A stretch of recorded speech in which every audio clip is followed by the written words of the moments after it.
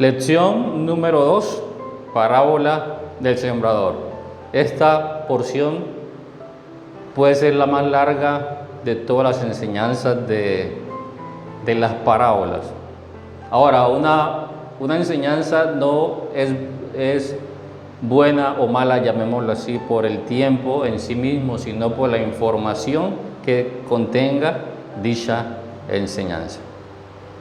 Parábola del sembrador, Mateo 13, la primera parábola que encontramos en el capítulo 13.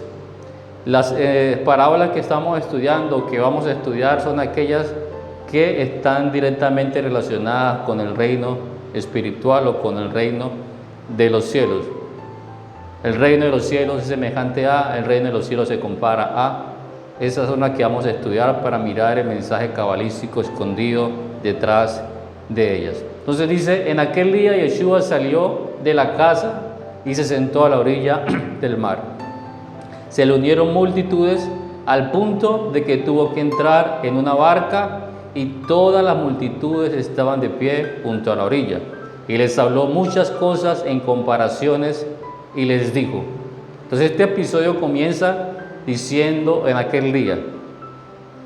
En la primera lección di un ejemplo que la palabra en aquellos días, la palabra días, hace referencia a los primeros 6 días de la creación del relato bíblico, que a su vez hace alusión al Zeir Anpin en el árbol de la vida, las 6 sefirot emotivas. Y cuando hablamos de Zeir Anpin estamos hablando de un estado emocional maduro. Por lo tanto, lo que aprendemos en este primer verso es que Yeshua o el Cristo es una insinuación de aquellas personas que es emocionalmente sano, es decir, una persona no reactiva, una persona que entiende que todo lo que ocurre proviene de la misma luz con el propósito de enseñarnos.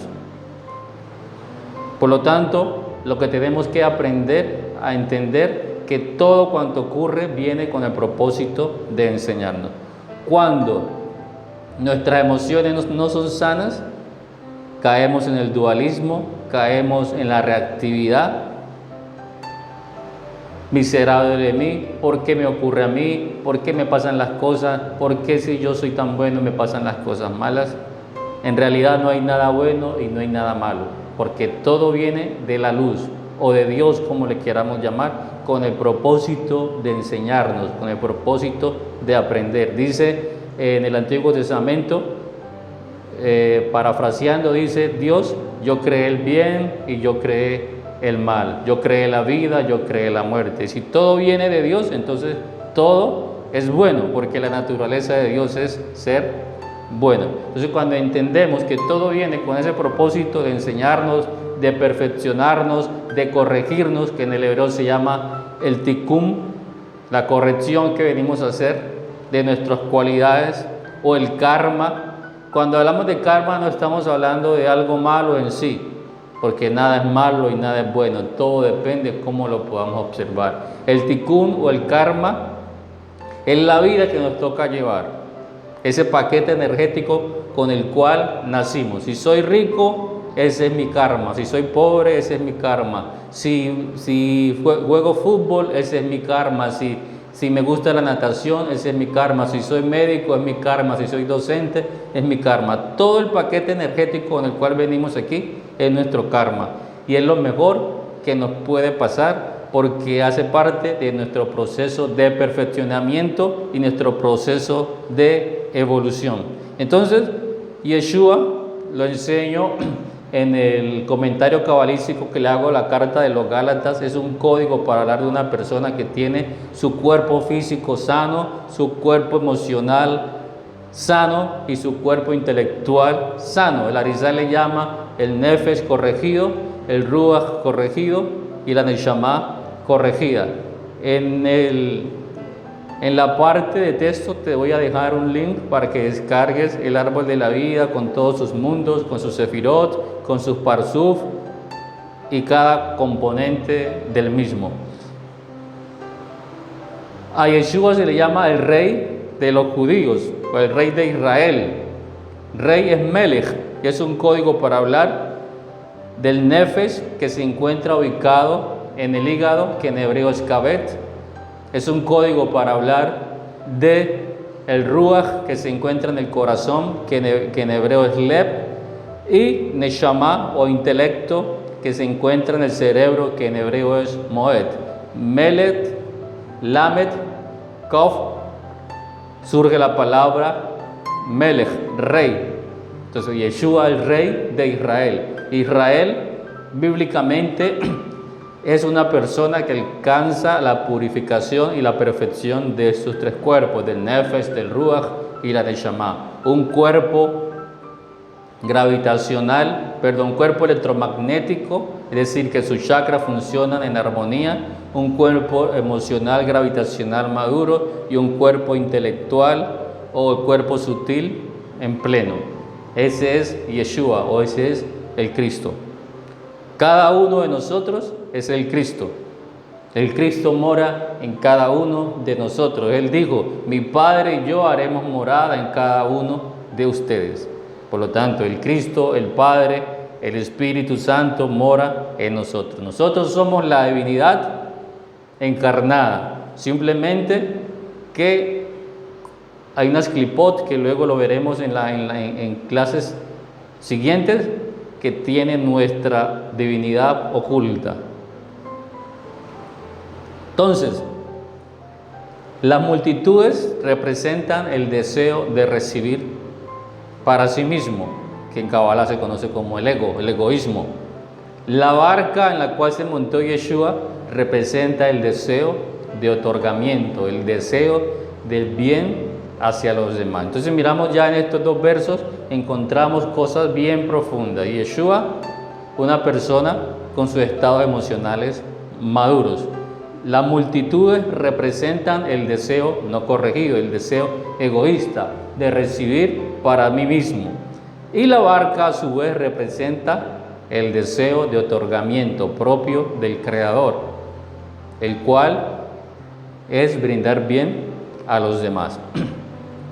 Entonces el Cristo o Yeshua o Jesús en la barca representa la idea que todo aquel que llegue a ese estado de otorgamiento, de entrega indiscriminada, sin esperar nada a cambio, aquel que experimenta placer en dar, en entregarse, esa persona alcanzó el estado de Cristo. Esa persona es Cristo, esa persona es Mashiach en hebreo. Toda aquella persona que siente placer en entregarse ha alcanzado su cristificación. Digo Jesús, dijo el Cristo: no hay mayor amor que este, que aquel que da su vida por sus amigos. Entonces, cuando experimentamos placer en el dar, quiere decir que el Cristo está siendo exaltado en nosotros, quiere decir que el Cristo está siendo resucitado en cada uno de nosotros. Yeshua, hablándole a las multitudes, significa a su vez que nuestra luz, nuestra conciencia superior debe alumbrar nuestras sombras, nuestras partes reactivas, nuestras partes oscuras, nuestros deseos egoístas. Todos los seres humanos que estamos aquí encarnados en esta dimensión somos seres duales, una parte física y una parte espiritual. La idea es unificarlas y hacer de las dos una, que no haya diferencia. Entonces continúa la parábola diciendo: un hombre salió de su casa en la mañana a sembrar su semilla. Un hombre salió de su casa en la mañana a sembrar su semilla. Entonces ya dijimos que en Kabbalah la palabra día se refiere a la vasija corregida, al deseo, al estado emocional maduro. En otras palabras, nuestro deseo de otorgar en pleno. A veces no queremos otorgar, no queremos brindar, porque pensamos que si damos nos quedamos sin nada. Sí, siempre estamos buscando primero llenar, satisfacer nuestras necesidades antes que la de los demás. Eso es un estado emocional inmaduro, eso es un deseo no corregido. Entonces la palabra noche hace referencia al estado inmaduro, es decir, a un deseo no corregido, a un deseo de recibir para sí mismo. Por lo tanto, si el día es deseo corregido, la noche es deseo no corregido, la mañana lo que hace referencia es a la transición de pasar del deseo no corregido al deseo corregido. Eso significa la palabra en la mañana salió a sembrar. ¿Y cómo es la forma de reparar ese deseo? Compartiendo, entregándose. Dar indiscriminadamente es la forma en que la noche va a convertirse en día. Cuando estamos en ese proceso de corrección, estamos en la mañana. Continuamos entonces con esta enseñanza. Y esto se representa cuando dice la parábola que un hombre salió a sembrar. La semilla es aquello que nosotros damos, la cual se convierte en una causa para producir un efecto de bienestar y de plenitud. Yeshua dijo a sus discípulos: vendan todo lo que ustedes tienen y repártanlo a los pobres, porque a ustedes se les ha sido entregado el reino. Cuando estamos en el reino, esperamos siempre dar, y el placer nuestro está en dar. Entonces, evidencia que el deseo ha sido corregido. Estamos haciendo la transición de la noche al día. Nos encontramos en la mañana sembrando nuestra semilla para que nuestro estado emocional y nuestro nivel de deseo sea un nivel corregido.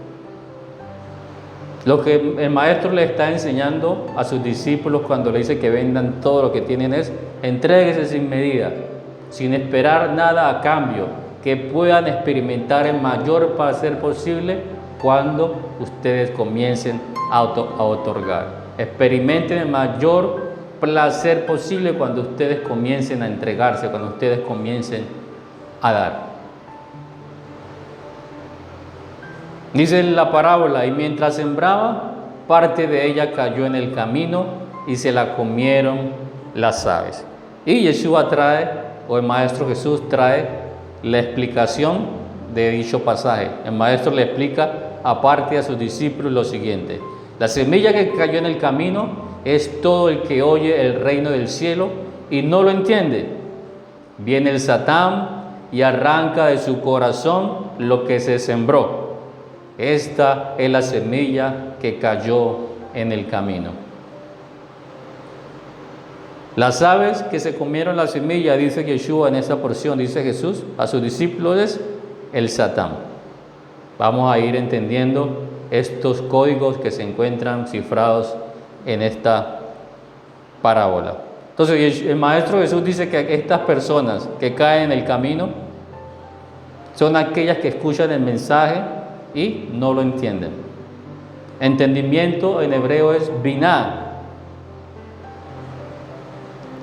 Binah representa el parsuf lea, que se lo voy a explicar, que fue lo que se le mostró a Abraham cuando el Eterno le dice: vete por ti mismo. En hebreo lech lecha, vete por ti, vete de ti mismo, vete de tu tierra y vete de tu parentela. Es decir, deja los filtros de tu ego, deja tu cultura, deja tus creencias, deja la forma en que te educaron, deja la percepción que tienes de la realidad debido a tu cultura, y te mostraré el mundo oculto. Ese es el Parsuf Lea. Te mostraré las raíces sutiles que sustentan esta realidad física. Cuando Abraham dejó de lado su cultura, cuando Abraham dejó de lado sus creencias, recuerde que Abraham era un idólatra, dejó sus creencias, su cultura, su familia, la forma en que había sido educado, se elevó al nivel de sabiduría. Fue un hombre sabio, por lo tanto, se le reveló el mundo sutil, se le reveló el mundo de las causas, se le reveló el mundo espiritual, se le reveló el reino de los cielos, por lo cual pudo entender que todo cuanto existe en este mundo se sustenta gracias a lo intangible, a lo sutil, a lo divino. Entonces, en la Biblia encontramos la historia de dos hermanas, de Raquel y Lea. Rachel y Lea en hebreo.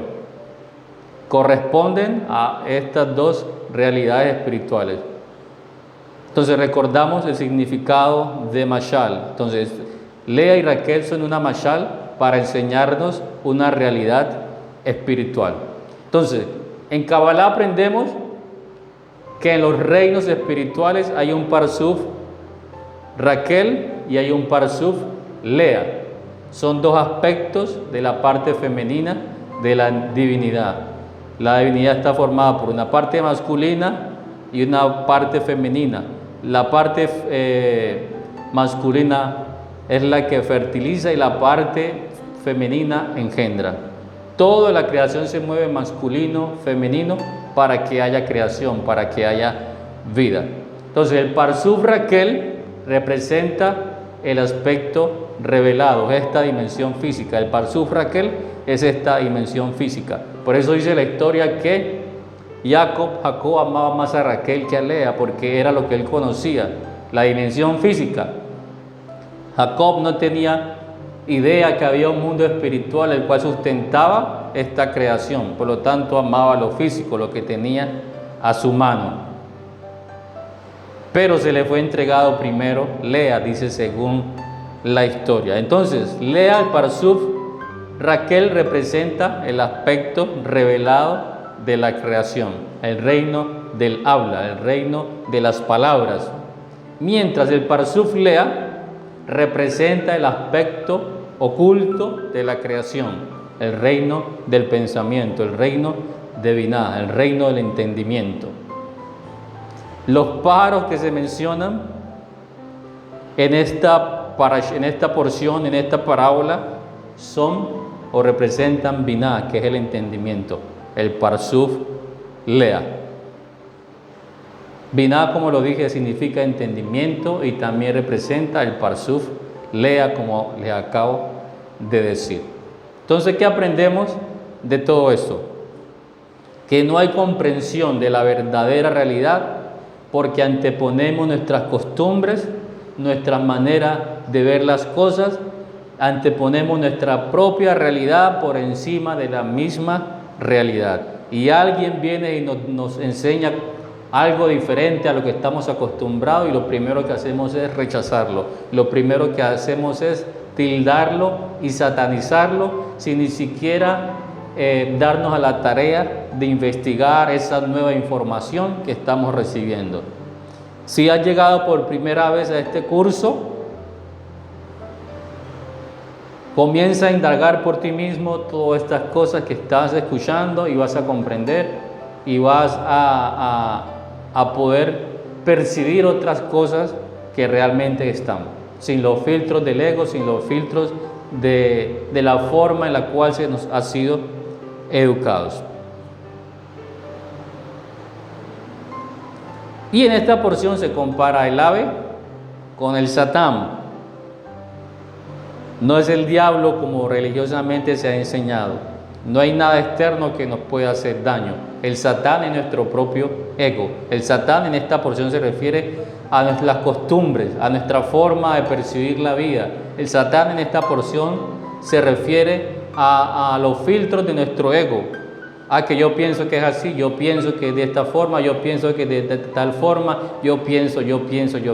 Colocamos nuestras costumbres, nuestras creencias por encima de lo que es verdadero. Eso es el Satán, nuestras propias costumbres, nuestro propio adversario. Dice la porción, y parte de ella cayó entre rocas, donde no había densidad de suelo. Y cuando germinó, se secó porque no había mucho suelo allí. Cuando calentó el sol sobre ella, se quemó y se secó porque no tenía raíz. Entonces, Yeshua trae la explicación en secreto a sus discípulos y le dice lo siguiente: y lo que se sembró sobre la roca, este es el que oye la palabra de a él, del poderoso, y la recibe enseguida con gozo, pero está sin raíz y está en confusión, y cuando viene a ellos un pequeño problema y angustia, el Satán les hace olvidar lo que aprendieron en su corazón. Entonces, el poderoso a él es un artículo para hablar del Creador, es Jotma. Cuando Abraham maduró, llegó a Jotma, lo que les dije anteriormente, que se le dijo a Abraham, vete por ti mismo. Cuando él se fue de sí mismo, llegó al nivel de Jotma, llegó al nivel de sabiduría. Jotma es la fuerza del hombre. Aquí no hay doble ánimo. Aquí ya tenemos, además de sabiduría, tenemos entendimiento. Ya comprendemos que todo cuanto ocurre es para bien. El doble ánimo ocasionado por la inmadurez, escuche bien, el doble ánimo ocasionado por la inmadurez emocional, personas reactivas dominadas por las circunstancias, la bipolaridad en las personas les impide crecer espiritualmente. Eso ocurre que las personas no crezcan espiritualmente por el doble ánimo, por la inmadurez emocional, por ser tan reactivos ante todo. Casi siempre reaccionamos y vemos lo que nos molesta de los demás es una proyección de nuestras sombras y por lo tanto nos fastidia, por lo tanto nos molesta, porque no tenemos la capacidad de percibir al otro, sino que miramos nuestras sombras proyectadas en ese individuo. Cuando podemos percibir al otro, automáticamente se acaba la reactividad, porque estoy percibiendo al otro y no mis sombras proyectadas en esa persona. Entonces, continúa la porción diciendo, parte de ella cayó entre los espinos, y los espinos crecieron y la ahogaron. Y Yeshua la explica de la siguiente forma. Y la que cayó entre los espinos, este es el que oye la palabra, pero en su deseo de acumular riquezas, el Satán le hace olvidar la palabra de a él, del poderoso, y no hace fruto. Entonces, parte cayó entre espinos. El Zohar nos enseña que la tierra produjo espinos cuando Adán comió del árbol del conocimiento del bien y del mal. Es decir, cuando se apegó a los placeres físicos por encima del placer espiritual. Es allí cuando Adán pecó, por lo tanto cayó del nivel de luz que tenía, se ocultó su divinidad. Dijo Jesús a sus discípulos, nadie puede servir a dos señores. Entonces los espinos están asociados con las personas que tienen el afán por acumular riquezas. Y el maestro les dice, nadie puede servir a dos señores. O se sirve a las riquezas o a Dios. Entiéndase Dios como unidad, como otorgamiento, como altruismo, etc. Entonces, lo que tenemos que entender nosotros es que el dinero es una fuerza muy poderosa que existe en este mundo.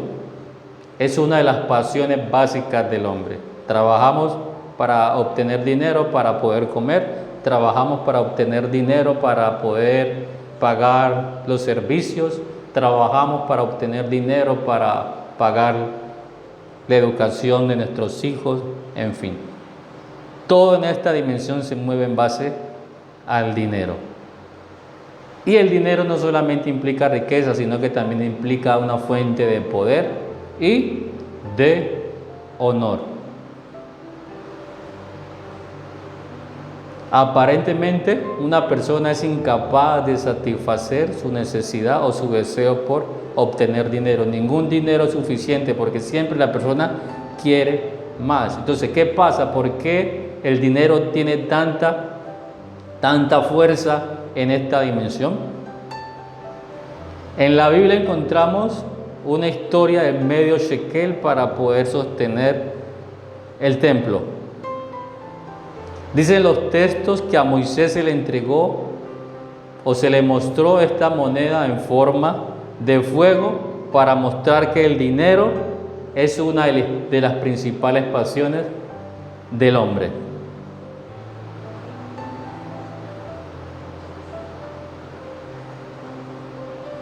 El dinero como tal es una aspiración tan general en el ser humano que la gente lo ve como un medio para obtener todos sus otros deseos. Como les dije ahorita, obtenemos dinero para alimentarnos, obtenemos dinero para irnos de viaje, obtenemos dinero para recrearnos, para todo lo que nos gusta. El dinero es una fuerza poderosa en esta dimensión. En la famosa oración, oye Israel, Shema Israel, Adonai Eloheinu, Adonai Echad, aparece la frase, Ukol meodeja, dice, con todo tu haber y con todo lo que tienes. Ama al Señor con todo tu haber y con todo lo que tienes. La palabra hebrea, meot, en el texto aparecen también para que vayan siguiendo la lectura y puedan mirar las frases correspondientes. Meot tiene la misma letra de la palabra Adam. Entonces, haber y tener, haber o tener es igual a hombre.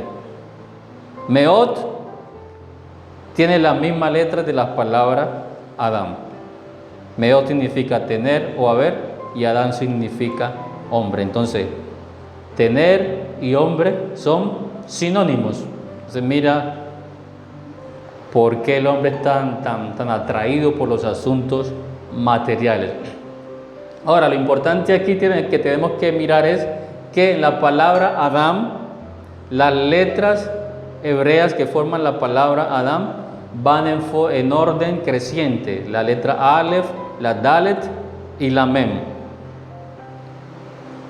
Y en la palabra Meot se encuentran en desorden. Primero está la Mem, luego la Aleph y luego la Dalet, para enseñarnos que aquella persona que anda en pos de lo material tiene una vida por lo general caótica. Si miramos muchos famosos, muchas personas con mucho dinero tienen una vida caótica porque andan en pos del dinero y no en pos de formar el hombre. El hombre es un ser espiritual y el dinero lo atrae hacia el incremento del materialismo, produciendo una vida caótica. Somos seres de luz, somos seres espirituales, pero como tenemos en nosotros el deseo de lo material, hombre y tener son sinónimos, entonces el dinero nos atrae casi siempre hacia el materialismo, alejándonos de nuestra esencia, alejándonos de lo que realmente somos, solamente por obtener dinero para satisfacer nuestras necesidades en esta dimensión. Y las personas luchan y luchan por conseguir dinero y a veces el dinero se les escapa de las manos. Ahora, debemos tener claro, y es importante anotarlo, que el dinero en sí mismo no es malo. Recuerde que le dije, no hay nada bueno y no hay nada malo. El problema es el apego del hombre hacia el dinero. Por dinero se miente, por dinero se roba, por dinero se mata, hacen cosas que no se deben de hacer solamente por tener dinero, porque da seguridad al ser humano. Entonces, los sabios místicos judíos preguntan, si el Shema dice con toda tu alma, ¿por qué tiene que decir también con todo tu haber? Dicen los sabios que lastimosamente hay personas que aman más las riquezas que a su propia alma, que a su propia vida. Ahora, la pregunta es, ¿por qué es tan fuerte la atracción al dinero? Porque todos tenemos algo que en hebreo se llama Yeser Hara, la mala inclinación, o el Satán, el ego, el apego a lo físico. Y más que nos encontramos en Egipto, La dimensión física representa a Egipto, la servidumbre, la esclavitud. Por lo tanto, nuestro yeser hará y nuestra mala inclinación, nuestro deseo siempre va a ser hacia el apego al dinero, a lo material. Entonces continúa esta porción, pero hasta aquí puedes irme comprendiendo este mensaje. Dice, y parte de ella cayó en suelo bueno y dio fruto y producto. La primera 100, la segunda 60, la tercera 30. Entonces la buena tierra es aquella que acepta el cambio de paradigma, es aquella que se aleja de sí mismo, es aquella que ya no vive de acuerdo a sus costumbres, sino que ahorita quiere conocer las leyes espirituales y vivir por ellas. Esa es la persona que es buena tierra, aquel que salió de su tierra, de su parentela, para conocer el mundo oculto, el mundo que no se puede apreciar a simple vista. Entonces Yeshua explica de la siguiente manera a sus discípulos. Y la que cayó en tierra buena es el que oye la palabra y la entiende y hace fruto. Esto es de buenas obras. Entonces los buenos frutos están relacionados con las buenas obras. Saca la primera 100, de la segunda 60 y de la tercera 30. El maestro Jesús aquí dice que la buena tierra es aquel que oye la palabra y la entiende. Entonces ya se dijo que entendimiento es biná, el parsuf lea. Como te dije anteriormente, cuando Abraham salió de su tierra y su parentela llegó a este nivel de Jotmá y pudo entender claramente todos los asuntos espirituales, todos los principios de causa y efecto, todos los principios de amor, todos los principios de otorgamiento y todos los principios que este mundo físico se sustenta por lo espiritual y no al revés. Abraham, o la buena tierra en este caso, ya no tiene filtros, ya ve con sus ojos, ya no tiene los ojos cerrados y ya oye con sus oídos, porque ya pueden comprender que hay un mundo superior que es mucho más grande y poderoso que este mundo físico. Ya en este entendimiento podemos ver la luz en cada cosa. Es allí cuando llegamos al jardín del Edén. El jardín del Edén es la dimensión de Biná. Entonces dice la porción que aquel que la entiende da buenos frutos, y es por eso que el Maestro Jesús le dijo a sus discípulos: ustedes son la luz del mundo. Les voy a compartir un enlace para que miren un video que enseñé acerca, vosotros sois la luz del mundo. Entonces, el maestro dice que unos dan fruto al 30. Y hay que comprender también estos misterios. ¿Qué es el 30? Entonces, la letra que representa al número 30 es la letra Lamed. El significado de esta letra es aprender. Lamed significa aprender. Entonces, cuando somos una buena tierra, cuando somos una tierra fructífera, el primer paso es querer aprender la realidad, la verdad tal y cual es. Dicen los sabios que cuando el alumno está dispuesto, aparece el maestro. ¿Y cuál es el maestro que va a aparecer? Es el maestro que mora en cada uno de nosotros. Esa conciencia superior que es la que nos enseña todas las cosas. Entonces, letra Lamed, aprender. Somos tierra fructífera cuando el primer paso que damos es querer aprender a conocer las raíces superiores de este mundo físico. La forma de la Lamed es como una torre, más o menos así, para que me puedan ver. Allí les dejo también la imagen para que puedan apreciarla. Elevándose hacia arriba, una torre elevándose hacia arriba. Con la Lamed se escribe Lev, que significa corazón, que se los insinué hace rato. Por lo tanto, la forma de esta letra nos insinúa el deseo del corazón de las emociones por concebir y aprender la sabiduría superior que viene desde el cerebro.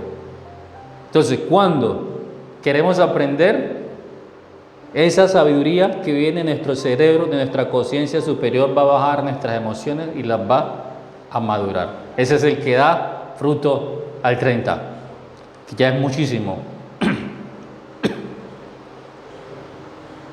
En otras palabras, es sentir la necesidad de transformar el deseo egoísta por el deseo de Dios, que es el altruismo. Ahora, a su vez, esta letra Lamed está formada por una Kaf y una Vav. La letra Kaf representa una vasija, que en este caso es el corazón, que se eleva representado por la Vav. El corazón se eleva representado por la Vav hacia la trascendencia espiritual. Entonces ya un corazón maduro que recibe los nuevos conocimientos, por lo tanto es un estado emocional pleno, maduro, y su comportamiento en esta dimensión física va a ser de armonía, de paz, de tranquilidad, porque entiende que todo es para bien. También podemos entender la buena tierra, la tierra del 30, como la aspiración del hombre de entender el universo. El corazón de un hombre sabio ascendiendo para comprender la sabiduría eterna, la sabiduría espiritual. También la podemos entender como aprender para enseñar, aprender para hacer. Y la entendemos también como el poder de dirigir y controlar el instinto animal. Todo esto se encuentra encerrado en el fruto al 30. Ya miramos lo importante, lo interesante que se torna esta parábola cuando escudriñamos desde el contexto hebreo y cabalístico en un mensaje tan sencillo del maestro, la profundidad que tiene. Dice que hay otros al 60. La letra que representa al 60 es la letra Samej. Dice, su final está insertado en el comienzo y el comienzo en su final. Entonces, en el fruto del 60 es un nivel que se comprende la unidad de todas las cosas. Es entender que la divinidad está en todo, que el creador y lo creado son lo mismo, no hay diferencia, no hay remiendo en la creación, solo lo diferencian los grados de vibración. Ya entender esto ya causa un poco de conflictos en la mente de las personas. No hay diferencia entre el creador y lo creado, no hay diferencia entre una persona y otra, no hay diferencia entre un animal y otro ser humano, porque todo tiene vida. Y donde hay vida, allí está Dios, allí está la divinidad latente. Entonces, ya en el nivel de 60 se entiende la unidad de las cosas. Llegar a este nivel es un proceso también bastante poderoso, bastante dificultoso para muchos, porque siempre está por encima de las creencias que de la verdadera realidad. Muchos anteponen sus creencias, su cultura, su forma de ver la vida para seguir ahogados en su dolor, porque es preferible hacerlo que experimentar el nuevo paradigma, que experimentar los cambios y tomar el control de la vida. Entonces, Samej significa sostener, significa apoyo, significa levantar al caído. También entendemos el del fruto del 60 como la importancia de la luz divina en todas las cosas. Con el fruto del 60 vemos la divinidad latente en todas las cosas. Respetamos al animal, respetamos la planta, respetamos la lluvia, respetamos el sol, respetamos el mar, porque allí hay divinidad. También la entendemos como la igualdad de todas las almas. Y por último, ya para terminar, dice que otros dan fruto al 100. La letra que representa este número es la letra Kuf o Kaf, con la cual se escribe Kedushá, santidad. ¿Qué es santidad? Religiosamente se ha enseñado que santidad es apartarse del mundo, es no beber, no fumar, pero realmente eso no es santidad. ¿Qué es santidad? Santidad es estar con conciencia. Santidad es tener, como les dije ahorita, mi nefesh, mi ruach y mi neshama plenos. Santidad es tener mi cuerpo físico sano, mis emociones saludables, sanas y mi intelecto perfecto. Eso es ser santo. Santo también es estar conectados con nuestra conciencia superior. Ser santo es avivar esa conciencia crística que mora en cada uno de nosotros. Eso es redención. Entonces, los del 100%, los que dan fruto del 100, no son aquellos que han alcanzado redención, son aquellos que han alcanzado salvación. ¿Salvación de qué? Del dominio de sus propios egos, del dominio de sus propios deleites, del dominio de sus propias pasiones egocéntricas, reactivas, de baja vibración. Con esto terminamos esta segunda lección de la parábola del sembrador. Nos vemos en la siguiente lección.